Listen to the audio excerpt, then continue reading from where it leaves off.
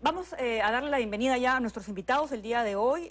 Tenemos por un lado al alcalde de Los Olivos, el señor Felipe Castillo, a quien le damos la bienvenida, y también al señor José Elich, exministro y presidente de Proética. Gracias por estar Director aquí. ejecutivo. Director ejecutivo de Proética, gracias por estar aquí el día de hoy a ambos. Quiero empezar con usted, alcalde, porque algo que estábamos comentando fuera de cámaras era lo llamativa de la actitud de algunos alcaldes que, siendo testigos y a veces hasta víctimas de la inseguridad ciudadana, viendo la situación en la que se encuentran sus distritos, que están siendo escenarios de estos graves atentados, insisten en aprobar la gestión del ministro del Interior. Ellos consideran que está todo bien. Acabamos de escuchar a la alcaldesa de Lice decir que no, esto es un hecho fortuito, cuando en realidad son varios los atentados que han sucedido en ese distrito. ¿Por qué cree usted que se está dando esta situación, esta actitud de parte de estos alcaldes? Bueno, lo claro y contundente es que la ola delincuencial cada vez se incrementa. Eso sí, no hay duda, y no solamente en Lima, sino en todo el país. En un solo día hemos visto 5 ataques con granadas de guerra en diferentes puntos de Lima Norte, Lima Sur, Lima Este y Lima Centro. Y en una sola noche se han matado a 8 casos de asesinato personas. por sicariato. Así es. Entonces, y con múltiples mensajes extorsivos a empresas de transporte, a negocios pequeños, especialmente al ciudadano de a pie. Está siendo atormentado, está siendo violentado en sus derechos fundamentales, está siendo secuestrado, asesinado, y hay responsabilidad de todos. Yo vengo a hablar de mi función como alcalde, y lo que yo sí puedo decir es que se necesita articular mucho mejor desde el gobierno nacional. Necesitamos endurecer la política nacional contra la delincuencia y la criminalidad organizada. Y algo que hay que reconocer, y hay un tema importante allí, y es un tema pendiente del Congreso, de poder declarar esto terrorismo urbano, porque es lo que vive el país. Esto es terrorismo urbano. A propósito de eso, a pesar de que usted ha lanzado una serie de propuestas, muchas bastante polémicas, por cierto, pero de alguna manera está tratando de dar opciones, ¿no? hay que visibilizar el problema, y eso es lo que yo he hecho de un inicio. Fue el primer alcalde que presentó la propuesta del estado de emergencia, y muchos dijeron que no. Considero que como parte de una estrategia general de seguridad ciudadana, el régimen de excepción, el estado de emergencia, sí es un pilar fundamental. A pesar de que por ahí me han dicho que la realidad de El Salvador es diferente, yo entiendo, pero las comparaciones a veces dicen que son odiosas, pero a veces son necesarias. Dentro de su plan control territorial, ellos han bajado el índice delictivo y es uno de los países más seguros, dijo que los resultados de los estados de emergencia eran pobres. Y donde su pilar fundamental ha sido el régimen de excepción, el estado de emergencia. Es decir, necesitamos que se revalúe, al menos en Los Olivos, el haber culminado el estado de emergencia. Yo le pido a la presidenta de la República y al ministro que pueda reevaluar la posibilidad de poder nuevamente reiniciar el estado de emergencia en, no sé si en los demás distritos de Lima Norte, pero sí, en el mío sí, porque justamente al ver culminado hemos visto un incremento de la tasa delictiva. Y no solamente en Los Olivos, sino en diferentes distritos de Lima Norte y de Lima Metropolitana. Pero eso tiene que ir acompañado no solamente de una decisión de estado de emergencia, sino también fortalecimiento de la Policía Nacional, reforma del Código Penal, del Código Procesal Penal, reforma del régimen carcelario. Emitir un estado de emergencia si lo que estamos viendo que efectivamente las extorsiones han continuado, las muertes han continuado, y todo eso que usted dice que se debería hacer, no se hace? Por eso necesitamos decisión y voluntad política de nuestra máxima autoridad. Y eso pasa por endurecer la política nacional contra el crimen organizado, contra estos miserables que se comportan como terroristas. Porque lo que vivimos en este momento es el terror en la ciudad. Y no hacemos absolutamente nada. Y eso no solamente es responsabilidad, y hay que decirlo así, de la Presidenta de la República, el Ejecutivo, también del Congreso, que por temas ideológicos desvirtuaron y han deslegitimado y han tergiversado el término de terrorismo urbano y lo cambiaron por criminalidad sistemática, perdiendo esa gran opción, quitándole ese peso específico a esa norma de poder darle por unos 15 días al policía y al fiscal para tener el tiempo suficiente y lograr una investigación contundente y lograr que ese delincuente termine tras las rejas, ¿por qué no?, de por vida. Y adicionalmente que pueda participar la DIRCOTE, la Dirección contra el Terrorismo, que son personas especializadas que tienen mucha expertise y donde nació el JAIN, que, digamos, logró la captura de Abimael Guzmán y de sus huestes. Tienen tanta experiencia y que pueden permitir justamente también su participación en favor de la seguridad y la paz de los vecinos de Lima y del país. Bien, acá le vamos a ver también la oportunidad a José, que ha venido el día de hoy. Y sí, conversábamos también de esto, ¿no? Porque son muchas las propuestas que se pueden dar, parecen desconectadas entre sí y no hay una medida integral. Y cuando se emiten los estados de emergencia, más bien parecen tinta sobre papel, pero no hay un trabajo efectivo detrás. Bueno, en primer lugar, bueno, es un privilegio estar acá frente a una autoridad local de un distrito importante de Lima, como es Los Olivos, ¿no? Y escuchar su testimonio como autoridad. Y esto simplemente suma, ¿no?, a lo que escuchamos todos los días sobre lo que está ocurriendo no solamente en Lima, sino en todo el país. La situación es extremadamente grave. Y una situación en extremo grave como la que estamos atravesando, pues requiere, sí, de una respuesta creativa y radical, ¿no? De una política. Ya creo que se ha introducido el problema de la falta de integridad de los esfuerzos por reducir y combatir la inseguridad ciudadana. Por ejemplo, en el caso de los estados de emergencia, estos tienen que ser inteligentes, bien planificados. No basta la expedición del decreto para instaurar el régimen de excepción en forma de estado de emergencia para que las cosas cambien. O sea, hay que hacer materialmente cosas, hay que movilizarse, hay que coordinar. Para mí, bueno, lo vengo diciendo desde hace mucho tiempo, incluso antes de ser ministro del Interior, que la solución pasa necesariamente, entre otras cosas, por una estrecha y sincera y además disciplinada coordinación entre el gobierno local, la Policía Nacional y los vecinos organizados. Y en general la ciudadanía también organizada, que es la forma un poco como se derrotó el terrorismo. O sea, no solamente fueron las Fuerzas Armadas y el gobierno, la gente también se organizó en los lugares más calientes, donde era más difícil controlar este fenómeno. Igual ahora, ¿no?, se requiere todo eso. Además se requiere el trabajo de inteligencia. Pero regresando a lo que dije al inicio, se necesita de estados de emergencia inteligentes. El estado de emergencia ayuda, es temporal, no puede ser permanente, pero hay que planificarlo bien. Es decir, hay lugares donde se pueden extremar, digamos, los niveles del estado de emergencia con la preeminencia de las Fuerzas Armadas sobre la policía, y otros lugares, porque la Constitución lo permite, ¿no?, y otros lugares donde se mantiene la preeminencia de la policía con el apoyo de las Fuerzas Armadas. Pero igual, sin la autoridad local y sin la ciudadanía organizada, con esto no estoy diciendo que los ciudadanos o los vecinos van a salir a combatir directamente pues a los criminales, como bien ha señalado el señor alcalde, cuando el alcalde pues no va a salir con la ametralladora en mano, no es su función, ¿no? Pero sí, digamos, en tanto es la autoridad local, tiene alguna responsabilidad sobre el cuidado de sus vecinos. Entonces, acá estamos fallando porque, digamos, estamos respondiendo a poquitos, ¿no? No tenemos una solución integral. Hay que intensificar el trabajo de inteligencia, que no es sencillo. La inteligencia o el trabajo de inteligencia lo desarrollan seres humanos. Tienen que planificarlo también. Hay que ver qué recursos tienen. Y, por ejemplo, también lo he venido diciendo desde hace un tiempo, necesitamos extender, o sea, necesitamos un trabajo de inteligencia extendido.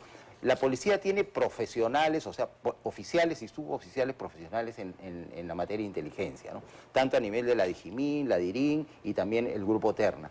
Pero también los policías que no son parte de los cuerpos de inteligencia pueden servir a los cuerpos de inteligencia cuando se requieren, con la intensidad que se requieran, dependiendo, digamos, de las circunstancias de cada circunscripción. Porque, ¿de qué se trata principalmente acá? Es de manera disciplinada y cierta recoger información. Sí. Por eso las oficinas de búsqueda de los órganos de inteligencia suelen ser muy importantes, si no las más importantes. Buscan información. Después hay otro grupo especializado que la sistematiza, otro que construye los informes de inteligencia estratégica, desde los cuales, si son ciertos, si están bien hechos, se puede tomar decisiones, digamos, mucho más finas en cuanto a qué cosa hay que hacer, cuándo hay que hacerlo y quién debe intervenir. Hay un tema que sin duda preocupa mucho y es el tema económico, ¿no? Un informe de Financial Times bastante severo recogía también datos de una institución que había hecho una evaluación y señalaba que la criminalidad organizada en nuestro país maneja tanto dinero, que su presupuesto supera al del Ministerio del Interior y al del Ministerio de Defensa juntos. Entonces, ¿Cómo enfrentas a una corporación criminal de esa magnitud y que es transnacional? Bueno, ahí entramos en otro terreno, el terreno de los grandes problemas nacionales. ¿No? Estamos hablando de la inseguridad ciudadana a nivel urbano, ¿no es cierto?, a nivel de los distritos, etcétera. Y además entendemos que hay un problema de inseguridad en todo el país. Pero hay un fenómeno mayor, ¿no?, que digamos, está generando esta sensación total de inseguridad en todo el país, que son las economías, llamadas economías ilegales, que en realidad podríamos llamarlas en muchos casos economías criminales, porque cometen crímenes, cometen delitos. Y todo lo que está alrededor de este tipo de actividades, ¿no es cierto? Alrededor de la minería ilegal hay un conjunto de otras actividades que también son delictivas, ¿no?, y que afectan gravemente entre ellas la explotación sexual. Claro, la trata de personas, ¿no es cierto? El lavado de activos y una serie de cosas. Entonces, esto hay que enfrentarlo. O sea, el tema de esta entrevista no es pero necesitamos ir a una transformación del país. Y por si acaso yo no voy a ser candidato de nada, no estoy en ningún partido ni nada. Lo digo como ciudadano. O sea, tenemos que reaccionar y decir, señores, ya basta, ya. No podemos más con esto. No nos sentimos representados por el Congreso, que tiene una aprobación muy baja, ni tampoco por el Ejecutivo. Hagan lo que puedan hacer, sosténganse ahí por razones de institucionalidad, de mandato constitucional, pero el país tiene que cambiar. Y estamos a puertas del inicio de un proceso electoral nuevo, nacional y además subnacional. Es decir, un mega año electoral vamos a tener en el 2026 y vamos a tomar decisiones que realmente van a ser fundamentales para nuestro futuro próximo, a mediano plazo y a largo plazo, porque esta cosa, una vez que elegimos, dura 5 años, y si nos equivocamos estamos hechos. Y ahora vamos a aprobar otra vez la bicameralidad, que con toda seguridad va a significar duplicar el costo del actual Congreso, y yo no creo que mejore necesariamente las cosas. Porque el problema no es 2 cámaras, que una contiene a la otra en el proceso legislativo, que está bien, o sea, puede ser una buena idea. El problema es representación política, transparencia, integridad, basta de corrupción chiquita, mediana, todos los niveles de corrupción son igual corrupción. Nada, ni chiquita, ni mediana, ni grande, ni nada. Tenemos que combatir este fenómeno que también nos está, digamos, afectando gravemente, ¿no?, en lo que es la moral pública y la confianza de la ciudadanía en el sistema. A propósito del Congreso, alcalde, usted también lo había mencionado, ¿cómo valora usted la actitud que han tenido nuestros legisladores respecto a todas las leyes que se han venido dando? De hecho, el Ministerio Público hace un par de días, a través de sus redes sociales, había sacado esta lista, ¿no?, de cuáles eran las medidas que había dado el Congreso y que le impedían a ellos hacer su trabajo. Bueno, es evidente que no están legislando en función a los intereses propios de la población. El ejemplo es esa tergiversación de este proyecto de ley inicial de terrorismo urbano y cambiado por criminalidad sistemática, que le ha quitado el peso específico a una buena norma que estoy seguro hubiera sido mucho más útil que la que se va a aprobar. Y aprovecho en todo caso también las cámaras para exigir al presidente del Congreso que haga una sesión extraordinaria y pueda hacer digamos, un pleno temático de seguridad ciudadana, que él se comprometió a hacerlo, y poner en segunda votación esta ley que ya tiene una primera votación. Entonces vamos a esperar meses más y vamos a seguir viendo más víctimas en las calles, en las ciudades. Necesitamos que ellos legislen en ese sentido. Nosotros hemos presentado 7 proyectos de ley desde la municipalidad para fortalecer la estrategia de seguridad ciudadana.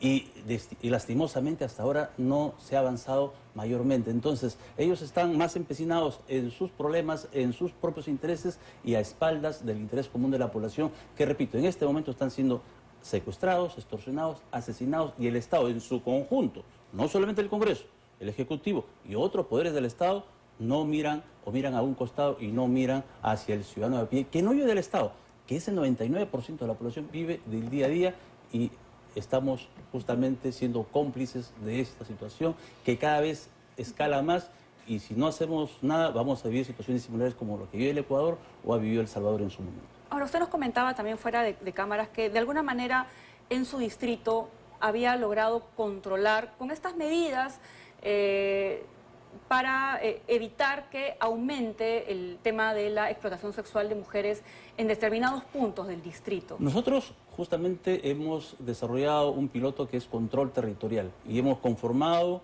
un grupo especializado de mujeres panteras, son mujeres serenos, mujeres que están haciendo control territorial y con las 3 comisarías, con 1 o 2 policías haciendo control de identidad en 3 zonas que eran álgidas, no solamente para Los Olivos, sino para Lima Norte, frente al Megaplaza, Parque Cajamarca, Óvalo Guandoy y Primera de Pro. Podemos decir que por lo menos prácticamente la hemos erradicado. Claro, no han desaparecido, solamente se han cambiado a otro lugar, pero al menos en mi jurisdicción, como me corresponde como alcalde, hemos recuperado esos espacios públicos para la familia, para nuestros niños, para las mujeres, recuperando su dignidad de nuestras mujeres que de alguna u otra forma también moralmente eran afectadas porque muchas veces las confundían con estas señoritas y ellas no tenían, digamos, nada que ver y obviamente cualquiera se veía vulnerado en su moral, ¿no? ¿Y cuál ha sido la respuesta? Porque estas organizaciones no se quedan de brazos cruzados. Por supuesto, es decir, yo no he venido acá a victimizarme.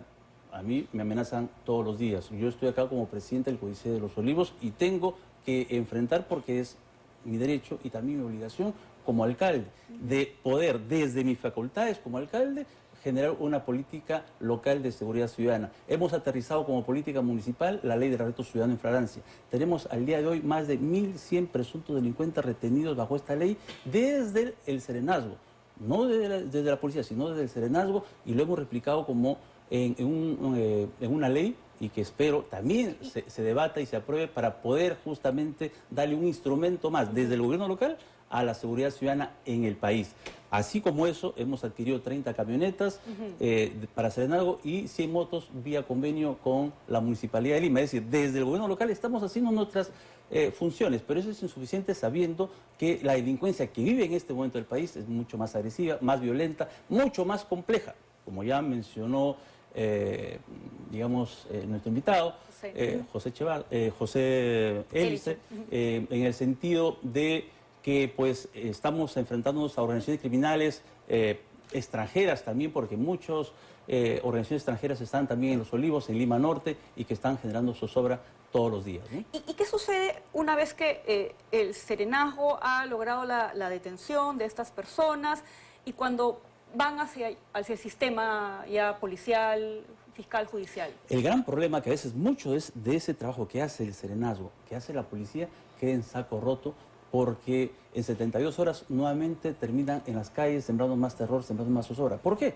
Porque 72 horas a veces es muy insuficiente para poder completar una carpeta fiscal contundente. Por eso que era importante la ley de terrorismo urbano tal cual, porque permitía tener 15 días al detenido, al delincuente terrorista, para ser investigado y poder terminar en la cárcel cumpliendo una condena ejemplar. 72 horas es muy poco, por lo menos ampliarlo a 2 semanas para darles el tiempo suficiente a los operadores de justicia, sabiendo también que nuestro sistema es muy garantista.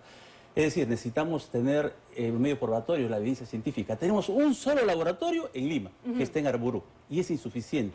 Estamos viendo la posibilidad de lograr un laboratorio en Lima Norte, nos hemos juntado con todos los alcaldes de Lima Norte, hay una propuesta, hay un expediente, falta el presupuesto. Espero también que la Presidenta de la República pueda tomarle mayor prioridad a ese gran proyecto para poder agilizar justamente la Administración de Justicia y hacer que los módulos de flagrancia, que tenemos 2 en Lima Norte, puedan operativizar al 100% con las pruebas en el tiempo adecuado, rápido, célere, para que el delincuente capturado en flagrancia termine tras rejas cumpliendo una sanción ejemplar, que es lo que quiere todo el país. Solamente con estas medidas podemos lograr paz y tranquilidad, pero también fortaleciendo la Policía Nacional. En mi distrito tengo 3 comisarías, Sol de Oro, Laura Caller y PRO. Entre los 3 hay 300 policías. Nuestras fuerzas son de 400 serenos, es decir, tenemos más serenos que policías, sabiendo que los 3 comisarías de 400.000 habitantes. Pero estas 3 comisarías no solamente su radio de acción en Los Olivos, es San Martín y hasta el Callao. Imagínate el número de policías que le corresponde a Los Olivos. Pero a pesar de eso, trabajamos, nos exponemos día a día, mostrando, visibilizando el problema, pero es nuestra función como presidente del Códice del Distrito de Los Olivos, pero sí necesitamos hacer un llamado de atención a la Presidenta de la República, que pues tenga voluntad y visión política de resolver ya este gran problema de inseguridad que vive el país, y que si no tomamos cartas en el asunto vamos a vivir situaciones, repito, similares como la ha vivido el Ecuador o El Salvador. Es claro que las municipalidades tienen su función y cada alcalde está tratando de hacer lo que puede con lo que tiene. ¿Qué se le tiene que exigir al Congreso? Ya hemos hablado de cuáles son las diferencias que tiene con el Ministerio Público, los reclamos que le hace el Ministerio Público, y también al Ministro del Interior, que más parece distraído en salvar su propio pellejo frente a las denuncias que él también tiene. Yo suscribo y apoyo casi todo lo que ha dicho el alcalde, ¿no? Cuando se refirió al Congreso que era necesario y el presidente del Congreso se ha comprometido a hacer un pleno especializado en el tema de la inseguridad ciudadana, pues hay que hacerlo. Cada ley declarativa que apruebe el Congreso es una pérdida de tiempo, una pérdida de recursos, de tiempo y un engaño. Lo que necesitamos es que el Congreso se concentre, si es el caso, porque con la ley solamente tampoco se arreglan las cosas. Si es el caso, en el problema central de en la emergencia.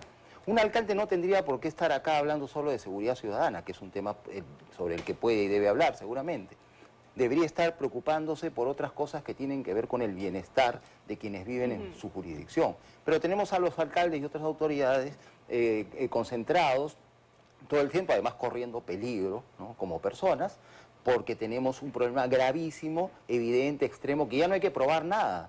Todos los días hay registros del nivel, de la gravedad de este problema. Entonces necesitamos un Parlamento que se dedique al problema central, y el problema central es ese, que si aprobó leyes que finalmente han demostrado que, digamos, fue un error y le están haciendo más daño que bien al país, y más aún en el término de control del crimen organizado y de la delincuencia en general y de la inseguridad, pues que retrocedan y que enmienden ese error y que se dediquen, por ejemplo, a ver proyectos como los que presentan los gobiernos locales, que viven directamente con sus vecinos el problema de la inseguridad. Todos los países del mundo tienen derecho, y lo hacen, de defenderse, ¿no? El derecho penal es un mecanismo de control social, que, o sea, existe como regulación especializada para controlar el delito, pero también para sancionar a quienes lo cometen y apartarlo, si es el caso, mediante bueno, así coloquialmente se llama prisión, ¿no?, del ámbito social, para que no sigan, digamos, perturbando la vida del resto de las personas que quieren vivir bien. Entonces, no hay que tenerle miedo en una situación tan grave como la que estamos viviendo a proponer medidas radicales que pueden ser temporales, ¿cierto? ¿No? Porque, como ha dicho el alcalde, nuestro derecho penal pues es garantista, y está bien, o sea, los derechos humanos son importantes, el debido proceso y demás, y una serie de cosas, ¿no? Digamos, las regulaciones actuales sobre el propio proceso penal, pero es necesario, creo, repensar esto un rato, porque el problema es muy grave y con lo que tenemos no lo podemos controlar. Así es. Así es, efectivamente, se dan medidas que pueden funcionar de manera temporal, pero el trabajo tiene que ser integral, si no, de esto no salimos. José, gracias por haber venido el día de hoy. Gracias, también, alcalde, quédense con nosotros, por favor, porque todavía tenemos que ir a una pausa muy chiquita y vamos a regresar con un tema que también es bastante importante, que tiene que ver con la inseguridad ciudadana, porque los transportistas también son víctimas de la delincuencia, y ya varias unidades de transporte público, pero también interprovincial, han sido atacadas por estos delincuentes. ¿Cuántos choferes, cuántos cobradores han fallecido también víctima de estos sujetos? Están convocando a una nueva paralización, y esto que va a significar también para otros sectores que dependen del transporte para poder llegar a sus centros de trabajo.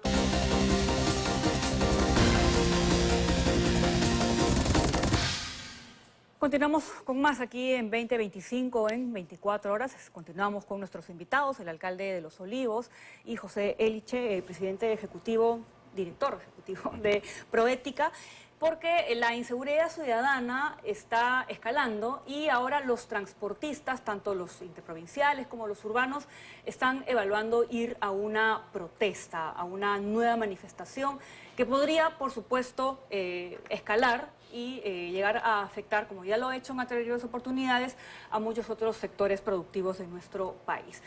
Tenemos, antes de entrar a este tema, unos bytes, unas declaraciones de Martín Valeriano, uno de los dirigentes de los transportistas, para poder entender cuál es la problemática y sobre todo para conocer cuáles son los detalles, porque, ojo, que lo que pareciera que podría suceder en los próximos días en torno a este paro es grande. Escuchamos.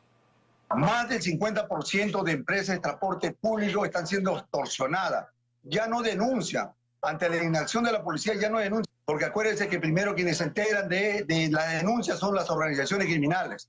Pareciera que la Policía Nacional está confabulada con las organizaciones criminales. Pero dentro del mes de febrero probablemente se lleve a cabo una medida de fuerza.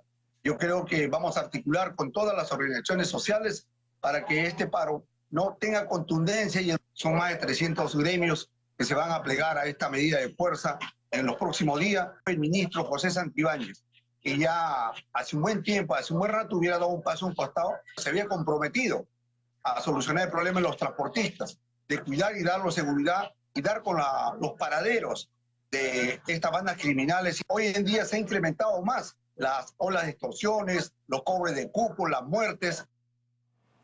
Bueno, así está la situación con los transportistas, ¿no? La información que tenemos es que los interprovinciales ya han convocado una paralización para el 22 y el 23 de enero, y los urbanos van a tener una reunión, todos los gremios, o la mayoría de ellos, a fines de este mes, para ver la posibilidad de irse también a una paralización los primeros días de febrero. José. Bueno, lo único que puede justificar el silencio de un ministro, de las autoridades en estos temas, es que la gente de inteligencia está haciendo su trabajo, que demora, que es difícil, ¿no? Que hay que hacerlo con mucho cuidado y detalle. Puede ser, pero no creo que sea eso.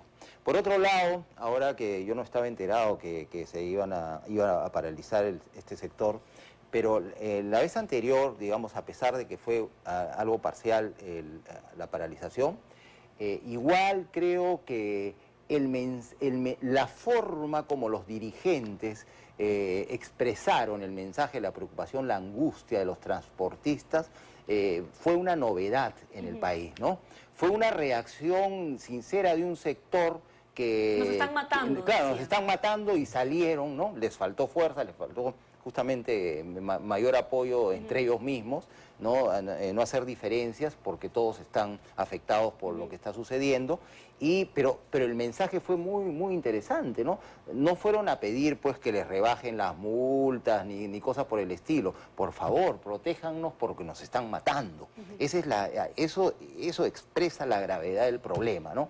Y ojalá vayan todos juntos, se movilicen, sienten su posición y se hagan sentir, ¿no? Y en el Congreso entiendan que tenemos una crisis de representación y ellos se deben a lo que la ciudadanía espera que hagan y que pongan como prioridad para debatir, bueno, y eventualmente aprobar, si es que es el caso y si es necesario, los proyectos de ley o realizar las acciones de control político que haya que hacer para que esto, digamos, se enderece un poco, ¿no? Alcalde, una protesta de transportistas en un distrito como el suyo, que tiene mucha actividad económica, va a impactar. Sí, por supuesto, es un llamado de atención de la población, sobre todo del transporte en general, que está siendo extorsionado, pues están siendo asesinados, lo vemos a diario.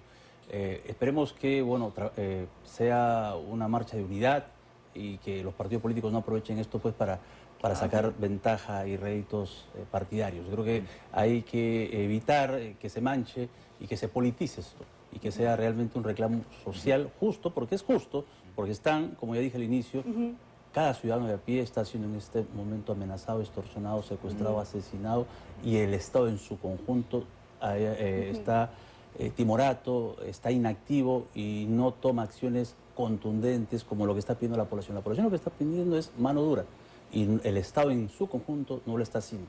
Y eso no solamente es el Congreso, es el Ejecutivo y también los demás poderes del Estado, Fiscalía y Poder Judicial, para poder lograr que estos delincuentes que son capturados en flagrancia por la policía y con el apoyo del serenazgo no queden en saco roto, sino terminen tras las rejas en la cárcel cumpliendo una sanción ejemplar y, ¿por qué no, con la cadena perpetua? Así es, y mientras tanto, ¿en qué anda el ministro del Interior? Vamos a escuchar lo que dijo también esta mañana él en una actividad, porque él ha asegurado que no va a entregar el chip de su celular, no va a entregar las claves de su iCloud como parte de la investigación que se le sigue por presunto abuso de poder. Escuchamos. Existen dos tipos de pedidos que puede hacer el Ministerio Público: los pedidos legales y los pedidos ilegales. Los ilegales son aquellos que están incluso sancionados por la propia jurisprudencia como información que no puede solicitarse. Con el iCloud una persona accede a todo. Accedes a cuentas bancarias, accedes a fotografías, accedes a antecedentes, accedes a documentos, accedes a toda tu información, a toda la información de tu vida. Entonces, si la fiscal quiere enterarse de mi vida, mejor que me cite y que me pregunte. Yo no voy a tolerar bajo ningún concepto la vulneración de ninguno de mis derechos. Yo estoy harto que mis abogados hayan pedido miles de cuestiones a la fiscalía y la fiscalía no las haya practicado. A la fiscalía no le ha dado la gana de generar la prueba fuente. Arma todo este circo con una copia. Voy a quejar a la fiscal de la Nación ante la Junta Nacional de Justicia. Bueno, ¿qué tanto le va a servir al ministro, no? Porque finalmente, si no lo llegase a entregar su presunto interlocutor, hay que recordar, el coronel ahora en retiro, Harvey Colchado, sí ha dado toda la información, ¿no? Y de hecho, él ha estrenado cuenta en las redes sociales y hay un tuit, no sé si lo podemos poner, porque él le responde al ministro del Interior sobre estas declaraciones. Dice: Juan Santibáñez enfrenta a la fiscal de la Nación como si estuviera en un tribunal. Santibáñez parece olvidar que su rol es de ministro, no de abogado litigante. En política la transparencia no es opcional. Los actos de obstrucción de Santibáñez vulneran esa transparencia y, lo que es peor, cuestionan su idoneidad en el cargo. José, tú has sido ministro del Interior y efectivamente lo que uno espera del señor Santibáñez es transparencia, ¿no? Y una pena en realidad, porque uno quisiera a un ministro que esté enfocado en este tema que es tan importante, la inseguridad ciudadana, pero tampoco puede dejar de lado que lo que parece que estuviese él poniendo por delante son sus propios intereses, porque de lo que se está denunciando tampoco es poca cosa, ¿no? Abuso de poder, el uso del cargo para sus propios intereses. Bueno, yo estoy de acuerdo con lo que ha publicado el coronel o el ex coronel Colchado, ¿no? Un ministro tiene que ser transparente, tú no puedes ocultar nada, ¿no? Tu vida privada, si aceptas un cargo como ese, en parte ya se mediatizó o se terminó. Además, imagínense ustedes cómo se podría investigar, por ejemplo, un caso de lavado de activos sin tener acceso a toda la información bancaria, tributaria, etcétera, de la Hay que imaginar imposible, que un ¿no? delincuente Yo no digo utilice esa misma excusa. No, yo no voy a dar mi teléfono porque no, toda mi vida personal se va a enterar, ¿no? Así es. O sea, yo no digo, no sé si se trata de un caso de lavado de activos, lo que quiero, pongo el ejemplo porque, digamos, un poco extremando las cosas para que tengamos claridad que el Ministerio Público, por supuesto con las debidas autorizaciones judiciales cuando es el caso, pues tenga acceso a cualquier información que estime necesaria para llevar a cabo y completar una investigación. Entonces, la verdad que no había escuchado las palabras del ministro y me sorprenden. En fin, pero creo que ahí, digamos, al margen del delito, porque no conozco el caso exactamente, pero igual no estoy de acuerdo con las expresiones del ministro, lo que ha dicho el coronel Colchado en el tema de transparencia, eso es fundamental, ¿no? O sea, no hay otra manera de que las cosas se enderecen en nuestro país si es que las autoridades no son, además de eficientes, por supuesto, transparentes, actúen con integridad, ¿no? Se abstengan pues de ayudar a allegados, familiares y cosas por el estilo. O sea, debemos saber que realmente es un servicio público y hacerlo así sí es posible, ¿no? No robarse ni un café.